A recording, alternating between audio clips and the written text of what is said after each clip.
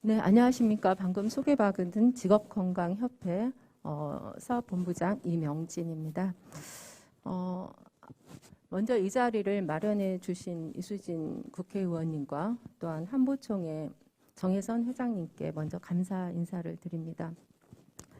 앞에서 김현주 교수님이 자세히 말씀을 잘해 주셔서 굉장히 도움이 많이 될 것 같고 발전사에서 오셨는데 좀 마음에 맺혔던 것들이 좀 풀어지지 않으셨나 하는 생각도 들고 함께 오늘의 포럼을 통해서 우리의 원하던 바를 이룰 수 있기를 간절히 소원하면서 제가 맡은 보건관리자 근무조건 개선에 대해서 말씀을 드리도록 하겠습니다. 오늘의 주제가 좀 무겁고 불편할 수도 있겠지만 우리 모두 좀 더 열린 마음으로 함께 고민하고 또 발전적으로 나아갈 수 있기를 간절히 바랍니다. 먼저 저희 보건관리자에 대해서 잠깐 소개를 하도록 하겠습니다. 우리 보건관리자들이 어떤 역할들을 하고 있고 또 어떠한 일들을 하고 있는지 좋은 사례를 소개해 보도록 하겠습니다. 이게 송출이 좀 한 5초 정도 늦어져 가지고요.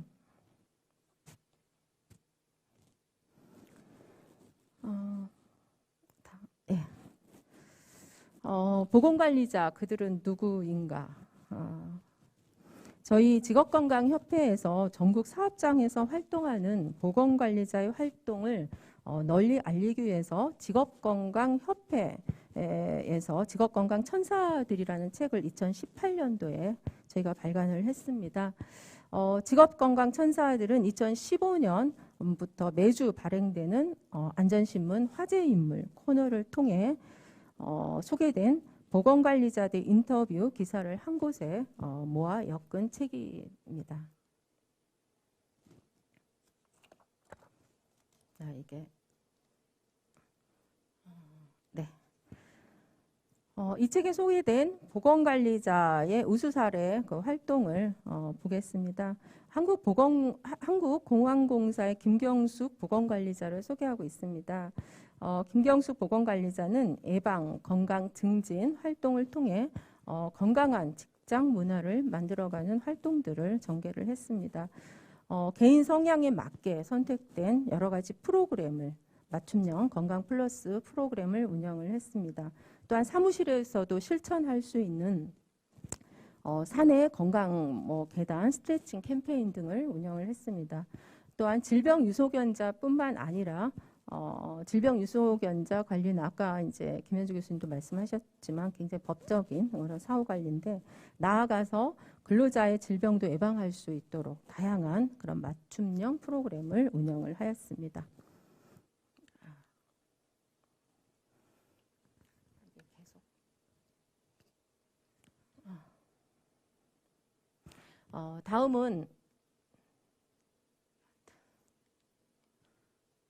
다음은 안전정보의 이달의 보건관리자에 소개된 인터뷰를 소개해 드리겠습니다.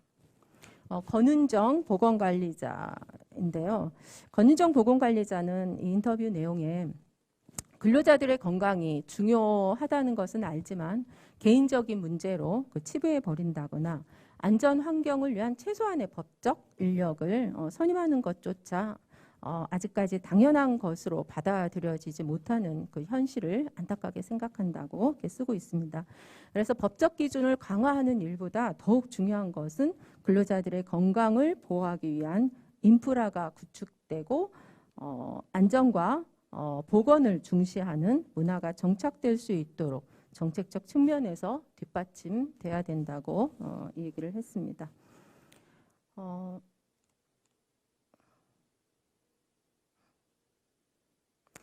다음은 안전보건 플러스에 소개된 인터뷰입니다. 2021년도 안전보건공단에서 소개한 건데요. 사람은 사람으로 치유된다는 생각으로 직원들의 몸과 마음의 건강을 지키고 있는 보건관리자 문혜진, 김현정 보건관리자를 소개하고 있습니다. 제가 이 내용을 소개된 내용을 발췌를 했는데요. 예상치 못했던 바이러스가 전 세계를 흔들고 있고 일상은 멈췄고 사람들 간의 거리는 멀어졌다. 바이러스의 위험으로부터 나를 지키기 위해 비대면을 택하는 시기에도 우리의 건강과 안전을 지키기 위해 기꺼이 사람과 마주한 채 각자의 책임을 다하는 필수 노동자들이 있다. 코로나 전담병원으로 우리 사회의 건강과 안전을 지키고 있는 문혜진, 김현정 보건관리자를 소개하겠습니다. 굉장히 지금 코로나로 인해서 어려운 상황인데도 불구하고 우리 두 분의 보건관리자는 환자 치료에 집중할 수 있는 환경을 만들고 감정노동으로부터 직원 건강을 지키고 함께 만들어가는 보건관리 프로그램 등을 운영을 하고 있습니다. 현장에서 코로나로 인해서 저희 보건관리자들이 많이 애쓰고 있다는 걸 알고 있습니다. 그 노고를 다시 한번 치하를 드립니다. 다음은 아까 김현주 교수님도 말씀을 했지만 보건관리 자격 및 업무입니다. 그 시행령 21조에 해당이 되는 거고 보건관리자 자격은 산업보건 지도사 자격을 가진 사람, 그 다음에 의사, 간호사, 그 다음에 산업위생관리기사, 대기환경기사 등을 또 인간공학 기사를 보건관리자의 자격으로 법에서 명하고 있습니다. 다음은 보건관리자 네, 업무입니다. 아까 김현주 교수님도 업무에 대해서 언급을 하셨고요. 저희 보면 시행령 제22조에 보건관리자의 업무가 14번까지 굉장히 많은 업무를 수행하고 있고 의료법에 의한 의사 간호사는 7번에 해당하는 의료 행위를 함께 수행을 하고 있습니다. 다음 보건관리자 현황을 보시겠습니다. 보건관리자 현황은 2019년 9월 기준으로 노동부 기준입니다. 안전관리자가 전체 선임신고 사업장이 21,320개소이고요.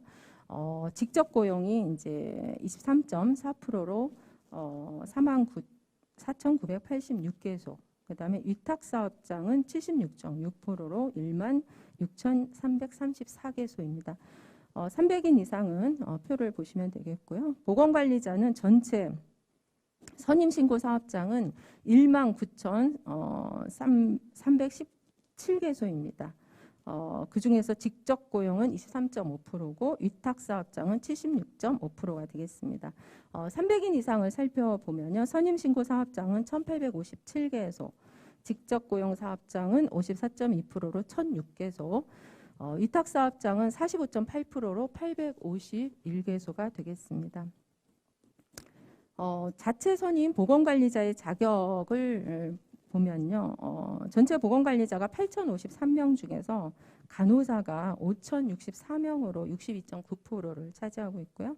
산업위생관리사는 1,219명으로 15.1%, 대기환경관리기사는 884명으로 11% 차지하고 있습니다. 제조업 및 비제조 사업장은 간호사를 보건관리자로 선임하는 곳이 72.1%로 가장 많고 건설업은 산업위생관리기사를 선임하는 경우가 45.8%로 가장 많습니다.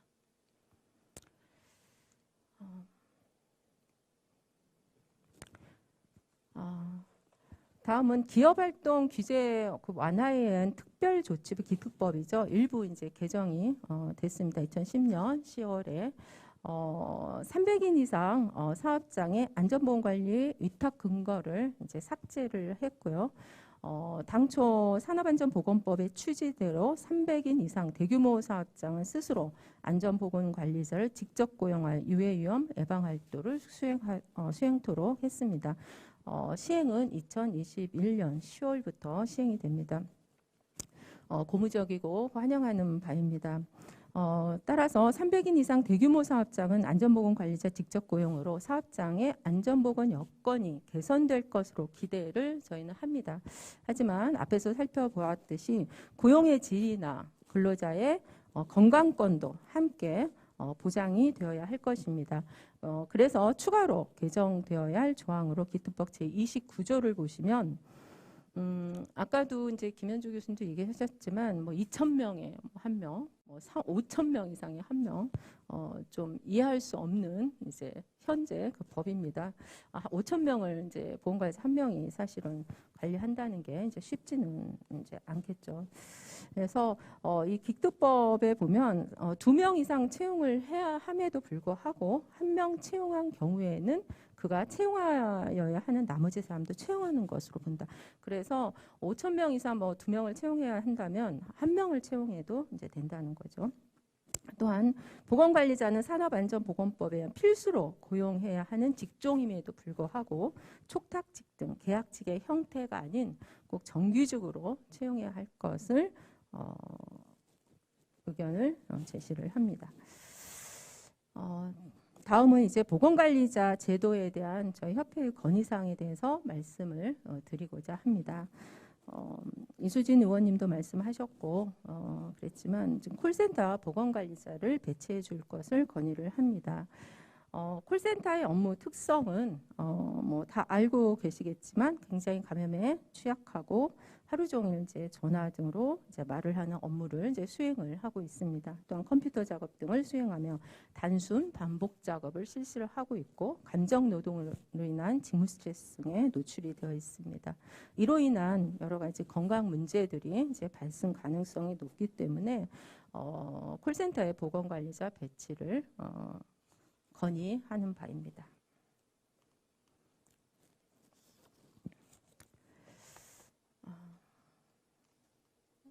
이게 좀씩 송출이 늦어져서 네. 다음 두 번째로 안전관리자 선임 기준과 동일하게 보건관리자 선임 기준을 조정해 줄 것을 건의합니다. 보건관리자 선임 기준의 문제점은 보건관리자 선임 기준과 안전관리자의 그런 기준이 상이하게 혼란이 되면서 이제 초래가 되는데요. 최근 근로자 건강에 대한 관심이 굉장히 높아지고 있고 보건관리자 선임의 중요성에 대한 필요성이 높아지고 있습니다. 특히 직원의 건강관리가 중요한 보건업, 발전소 등은 보건관리자 선임 기준이 이제 안전관리자보다 완화되어 있어서 사업장에서 보건관리자 선임 기준에 대한 조정에 대한 필요성을 많이 제기하고 있습니다. 보건업 같은 경우는 의료기관의 태움 문화, 또 심각한 근골격계 질환, 또 감정노동, 직무 스트레스로 인해서 직원들에 대한 건강관리 중요성이 증대하고 있습니다. 또한 발전소는 김용균 사망사건 이후 건강관리에 대한 관심이 고조되고 있고 현장 내 응급처치의 필요성이 높고 또 사망 목격자, 트라우마 관리 등 그런 필요성이 높아지고 있습니다. 안전관리자와 보건관리 선임 기준을 이제 비교해 보았습니다. 보건업 같은 경우는 안전관리자 선임 기준이 50에서 999명이 1명이고요. 1,000명 이상이 2명입니다. 보건관리자는 50에서 4,999명이 1명이고 5,000명 이상이 2명입니다. 그 다음에 이제 발전업 같은 경우는 안전관리자는 50에서 499명이 1명이고 500명 이상이 2명이고요. 보건관리자 선임 기준은 명확히 제시되어 있지도 않습니다. 또한 전기 가스업을 보시면 안전관리자 선임 기준은 50에서 999명이 1명이고요. 1,000명 이상이 2명이고 보건관리자 선임 기준은 50에서 499명이 1명이고 5,000명 이상이 2명입니다. 그래서 발전업 보건관리자 선임 기준은 아마 전기, 가스업 등에 준해서 배치하고 있습니다.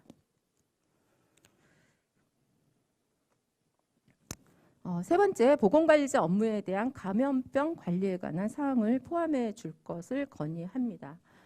직장 내 감염관리가 중요하게 증대되고 있습니다. 코비드19 발생으로 근로자에 대한 건강관리에 감염관리의 중요성이 높아지고 있고 직장에서 집단 감염 발생 시 작업장 폐쇄로 이어진 업무 손실도 지대합니다. 또한 신종 감염병이 5년을 주기로 발생하고 있어 직장 내에서 체계적인 감염 관리를 수행할 필요성이 높아지고 있습니다. 하지만 대부분의 사업장에서 보건관리자가 감염 관리 업무를 수행하고 있지만 보건관리자 업무에 감염관리에 대한 업무가 포함되어 있지 않습니다. 산업안전보건법 시행령 제22조 보건관리 업무에서 의료행위 47번에 해당이 되죠. 의료행위에 이제 가나다라가 있는데 거기에 감염병을 신설해 줄 것을 건의합니다. 그래서 근로자의 감염 관리, 다만 이제 의료기관의 경우는 해당 업무를 의료법 제47조에서 정한 감염관리실에서 담당하고 있습니다. 그래서 의료기관은 제외하고 근로자의 감염관리 말을 신청해 줄 것을 건의합니다.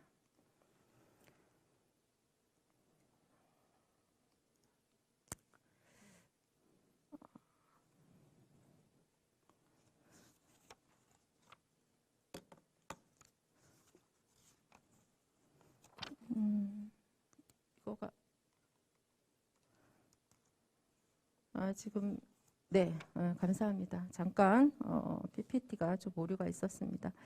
다음은 차별 채용 사례에 대해서 저희가 말씀을 드리도록 하겠습니다. 저희가 2019년 저희 직업건강협회에서 일개 발전사에 차별 채용 공고 철폐 요청을 했었습니다. 그 내용을 말씀을 드리도록 하겠습니다. 한국 이제 저희가 사실 총수술도 되기 때문에 땡땡 표시를 했는데 어딘지는 다 아실 거라 생각은 듭니다. 한국발전은 지난 9월 11일 2019년을 얘기합니다. 하반기 신입 직원 채용 공고를 발표를 했습니다. 그 채용 공고를 저희가 보고 부당하다고 생각을 했기 때문에 저희가 항의문을 만들어서 배포를 했었습니다. 이 내용 중에는 보건관리자 및 보건관리원에 대한 내용이 포함되어 있다. 한국발전에서 보건관리자 등을 채용하는 이유는 지난해 12월, 그러니까 2018년 12월 태안화력발전소에서 발생한 김용균 군 사망사건 이후 안전보건관리를 강화하기 위한 조치라고 볼 수 있다. 그러나 한국발전의 채용 공고 내용에는 간호사에 대해 다음과 같은 차별적인 내용을 포함하고 있다. 첫째, 간호사는 보건관리자 채용에 지원할 수 없도록 제한하고 있다. 한국발전의 채용 공고 내용에는 보건관리자의 자격에 산업위생기사와 대기환경기사만 지원할 수 있도록 제한하고 있다.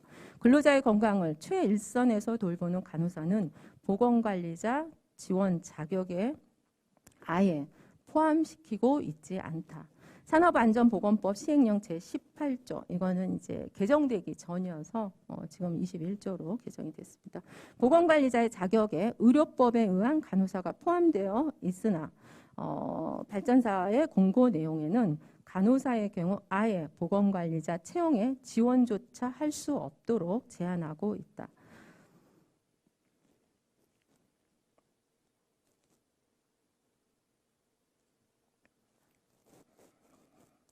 둘째, 간호사는 보건관리자보다 직급이 낮은 보건관리원이라는 유형으로 구분하여 채용 공고를 발표하였다. 보건관리자는 4급으로 채용하도록 제시되어 있으나 간호사는 보건관리원이라는 이름을 붙여 4급보다 낮은 6급의 등급을 부여할 뿐만 아니라 직급도 별정직으로 채용하도록 명시하여 다른 정규직과 차별적인 채용을 시도하고 있다. 셋째, 간호사를 전문가로 인정하고 있지 않다. 간호사는 4년제 대졸 학력으로 의료법에 의한 의료인이며 국가고시를 통해 국가면허를 취득한 전문 인력이다. 그럼에도 불구하고 간호사를 채용하고자 하는 보건관리원은 학력과 전공을 구분하지 않는 사무담당원과 동일한 직급으로 채용하도록 명시하고 있어 간호사에 대한 전문성을 인정하고 있지 않다. 넷째, 낮은 수준의 급여로 차별을 시도하고 있다. 간호사를 채용하고자 하는 보건관리원에 대한 급여는 주 40시간 근무에 연 3,200만 원의 낮은 급여를 제시하고 있다. 그러나 동일 직급인 사무관리원은 주 20시간 근무에 연 2천만 원 수준을 제시하고 있어 사무관리원보다도 낮은 급여 수준을 제시하여 간호사에 대한 임금 차별을 시도하고 있다. 이와 같은 채용 차별이 이루어지는 것은 다음과 같은 이유에 대해서 비롯된 것이라고 볼 수 있다. 첫째, 간호사의 경우 대부분 여성이 많기 때문에 여성에 대한 차별을 에서 비롯된 것이라고 볼 수 있다. 이는 발전사의 채용 공고문에서 여성을 우대한다고 공공연하게 강조한 것과 사뭇 다르게 실질적으로는 여성에 대한 차별을 자행하고 있는 것으로 볼 수가 있다. 둘째, 산업안전보건법에서 정한 보건관리자의 자격에 해당됨에도 불구하고 간호사를 보건관리자로 인정하지 않으려는 것이다.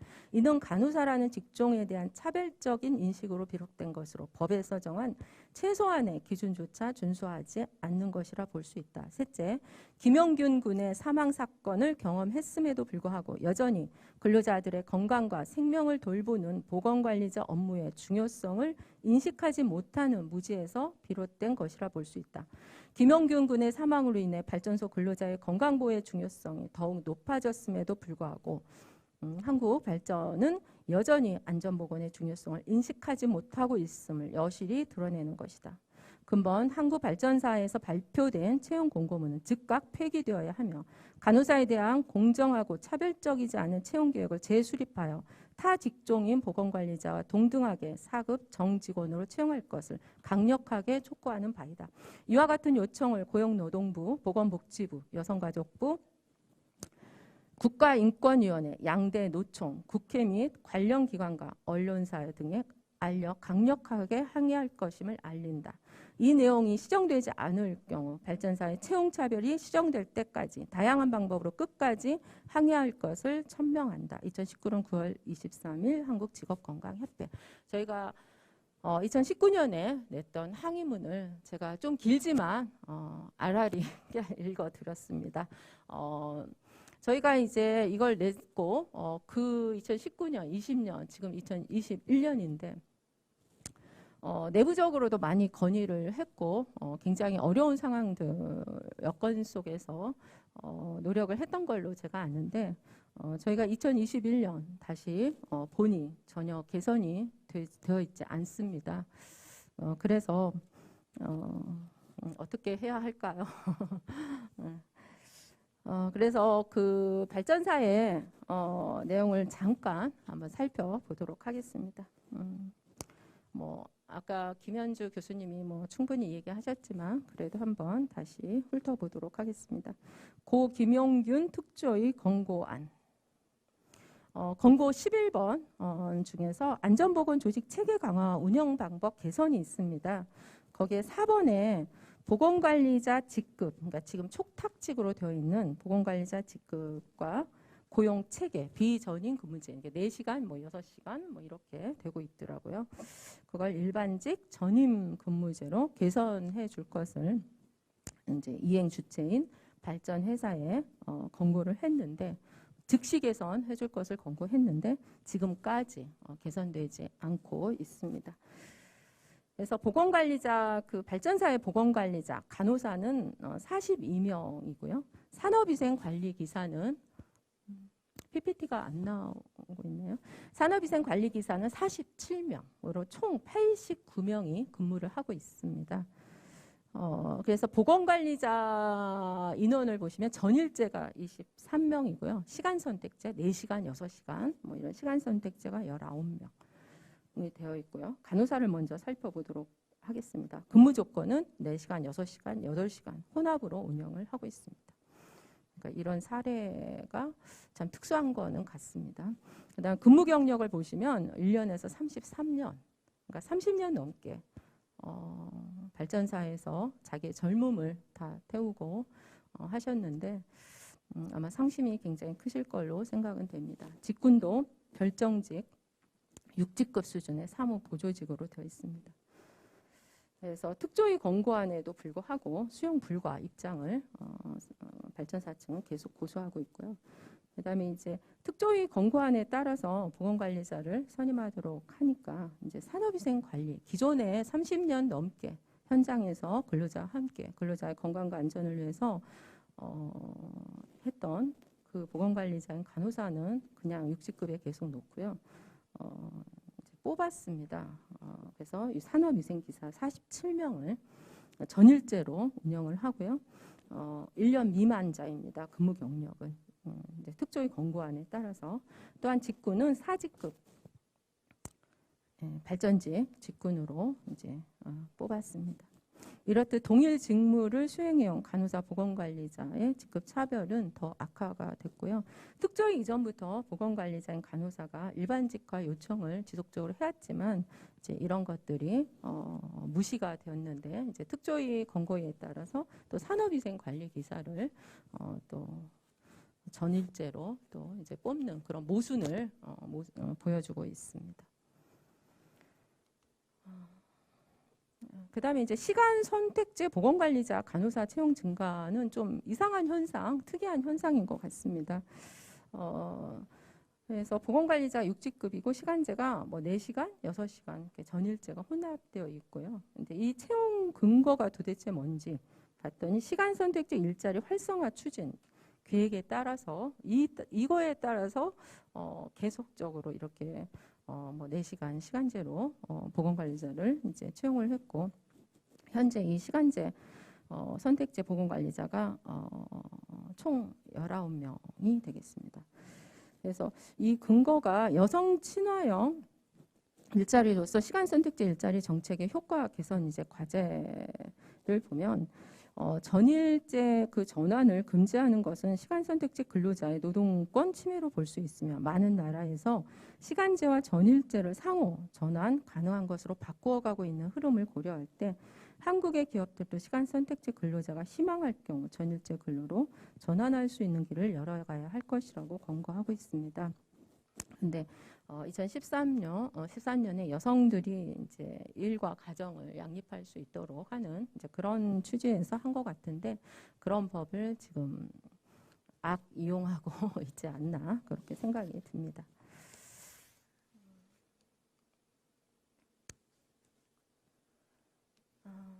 그동안 저희 협회도 발전사에서 일하시는 우리 선생님들의 노고를 충분히 또 고통을 이해를 하고 있고 이런 문제들이 계속 개선이 돼야 된다고 이제 하는데 생각하고 있습니다. 그래서 그 시대의 변화에 그런 뒤지는 그런 산의 그런 규정들이 그러니까 7, 80년대 규정을 그대로 이전의 한전 시대 그런 규정을 그대로 유지하고 있는 것 같습니다. 그래서 6직급 보건관리 간호사를 6직급으로 놓으면서 5직급의 이제 기능직이나 뭐 이제 그런 4직급 일반 뭐 안전관리자 또 산업위생관리기사보다 못한 그런 직급에 있기 때문에 이런 부분들을 개선을 할 것을 요구를 합니다. 2021년 이런 상황에 맞추어서 간호사인 보건관리자도 4직급으로 채용이 되어야 하고 그럼으로써 간호사의 전문성이 인정되고 좀 확장되어야 될 필요성이 있다고 생각을 하고요. 중대재해처벌법 등 법령 강화로 보건관리자 업무 강화되는 추세 이거는 역행하는 거라고 생각이 되며 시간제 근무제는 보건관리자 업무를 주도적으로 할 수 없기 때문에 전일제로 바꿔야 된다고 생각을 합니다. 이럴 때 산업안전보건법 본연의 목적을 달성하는데 보건관리자가 일조할 수 있도록 신속한 개선이 되어졌으면 좋겠습니다. 적어도 특조위 개선안의 즉시 이행을 촉구를 합니다. 보건관리자 역할 및 위생체 정립을 위한 정기주화를 촉구를 하고 시간제 선택제는 전일제로 바꿔줄 것을 개선될 것을 건의합니다. 이상으로 저희 직업건강협회의 그동안의 그런 차별 채용 사례에 2019년부터 해왔던 일정을 말씀을 드렸습니다. 많은 어려움들이 있는 가운데 그 자리를 잘 지키면서 여러 가지 저항들이 많이 있었을 텐데 용기를 내주시고 또한 이 자리까지 함께 해주신 저희 발전사 보건관리자 선생님들에게 그 노고와 그 또 아픔을 함께 이해하며 경의를 표합니다. 감사합니다.